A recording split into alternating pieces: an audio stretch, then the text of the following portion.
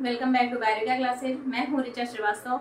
मैं आपका क्लास 9 का fundamental unit of life explain कर रही थी, जिसमें मैंने आपको कुछ चीजें बताई हुई हैं, जैसे सेल क्या होता है, सेल की डिस्कवरी किसने किया था, सेल किन किन चीजों से मिलकर के बना हुआ है, जिसमें मैंने आपका सेल मेम्ब्रेन एक्सप्लेन किया था, cell wall, nucleus, cell division, कुछ सेल ऑर्गेनेल्स, ये सारी चीजें मैंने एक्सप्लेन कर दी है। अब इस चैप्टर में ज्यादा कुछ है नहीं, थोड़ा बहुत चीजें बची हुई हैं, जैसे कुछ सेल ऑर्गेनेल्स बचे हुए हैं, जिसमें से एक सेल ऑर्गेनेल आज मैं आपका एक्सप्लेन करूंगी। मतलब 3-4 दिन में ये चैप्टर जो है आपका वो खत्म हो जाएगा।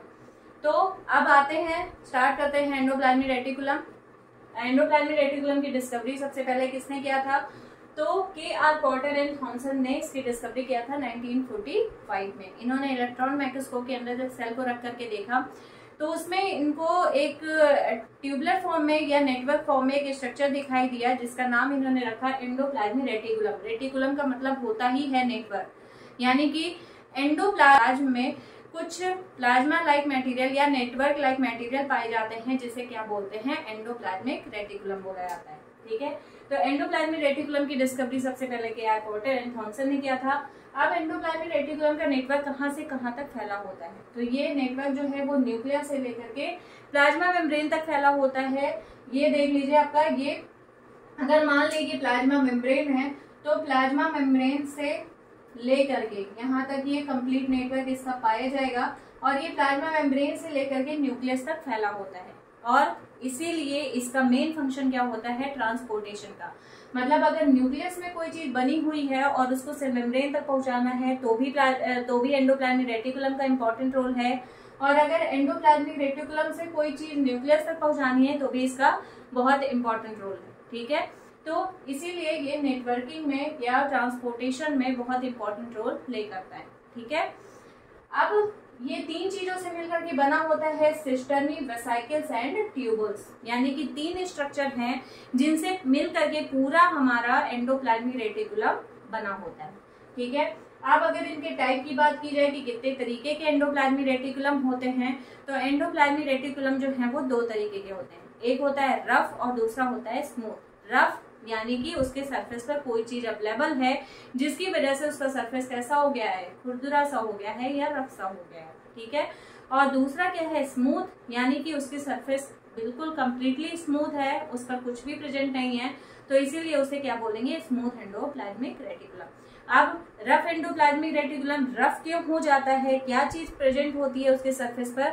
तो वो है राइबोसोम। ठीक है, ये भी एक तरीके का सेल ऑर्गेनेल है जो कि प्रोटीन्स की सिंथेसिस में बहुत इंपॉर्टेंट रोल प्ले करता है। ठीक है, यानी कि अगर ये सरफेस, ये देखिए, ये छोटे छोटे आपको राइबोसोम्स ग्रेनुलर फॉर्म में दिखाई दे रहे हैं, ये क्या करते हैं? प्रोटीन की सिंथेसिस में इन्वॉल्व होते हैं। ठीक है, यानी कि जहां पर भी राइबोसोम प्रेजेंट होगा वहां पर प्रोटीन की सिंथेसिस होने लगेगी। और ये जो रफ एंडोप्लाज्मिक रेटिकुलम है, देखिए ये न्यूक्लियस से कॉन्टिन्यूअस फॉर्म में प्रेजेंट है, यानी कि न्यूक्लियस से दूर नहीं है, ये न्यूक्लियस से बिल्कुल सटे हुए हैं। ऐसा क्यों है?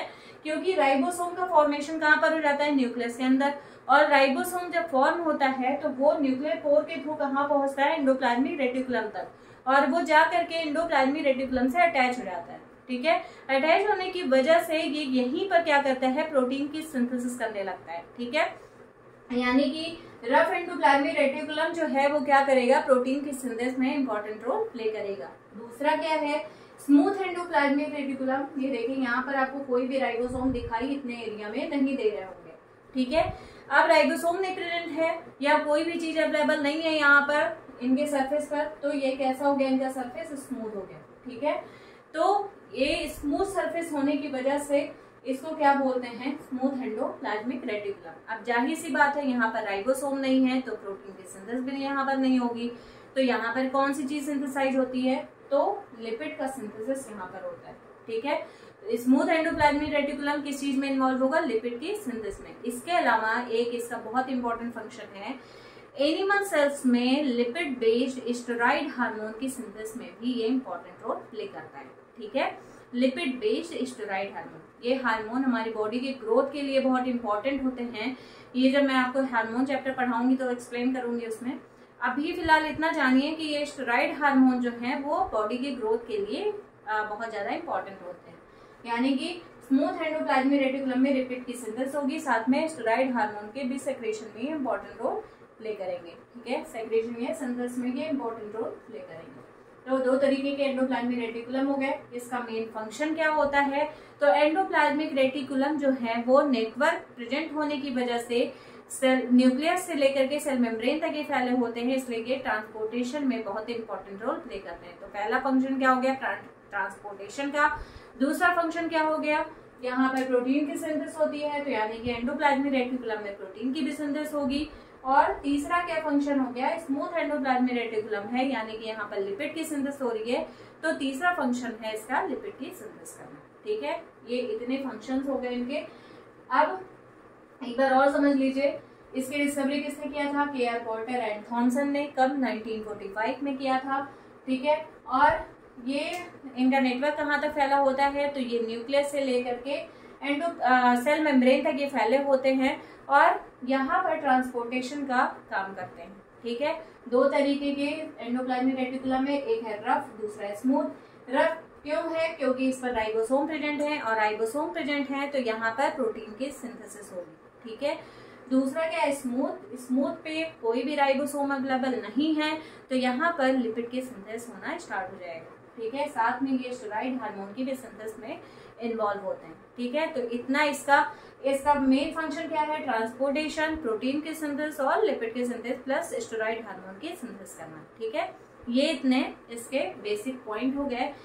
ये आपका पूरा एंडोप्लाज्मिक रेटिकुलम है। अब इसमें से क्वेश्चन पूछता कहाँ से है, तो एंडोप्लाज्मिक रेटिकुलम की पहली तो डिस्कवरी किसने किया था, ये पूछ सकता है। आपके किसी भी कॉम्पिटिटिव एग्जाम्स में ये पूछा जा सकता है।